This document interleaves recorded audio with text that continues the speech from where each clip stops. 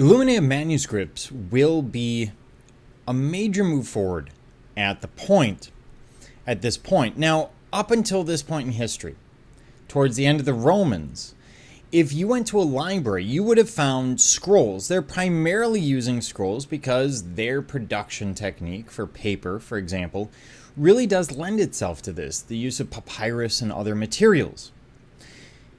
So these are going to be very, very important, but very few of them survive, and they have certain problems. Thus, at the very end of the Roman Empire, what we see is the invention of the Codex, which is really a book as we know it today. This emerges around the 3rd or 4th century. When you look at scrolls, they're not terribly convenient. If I'm looking for a piece of information, I have to roll out potentially the entire scroll if it's towards the end.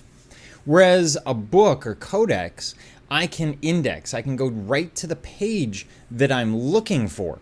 So it becomes far more convenient, and storage is a lot easier because you can use the spine of the book, which holds it together, to also organize where it is in a library. When we look at Christianity, they adopt this use of the codex incredibly quickly. Books are going to be better for comparison. These books are primarily made of parchment or vellum, in other words, animal skin, and these are handwritten, so they are known as manuscripts. So illuminated manuscript is simply a painted book.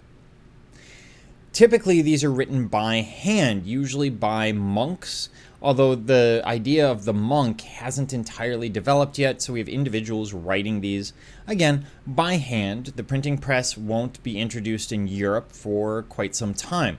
And this means that they are incredibly expensive, and that means that only the wealthy are going to have these. Ironically, the wealthy who, at the same time as the codex is being developed, are also losing the ability to read. We read in certain Christian scholars that we have a decline in one generation of literacy that is roughly 80 or 90%. So we're going from a literacy rate in the Roman Empire that's probably similar to today, about 85-90%, down to around 5 to 10%. The people who can read are frequently the monks who write the book, but not the consumers who purchase it. This is because the book becomes a status symbol.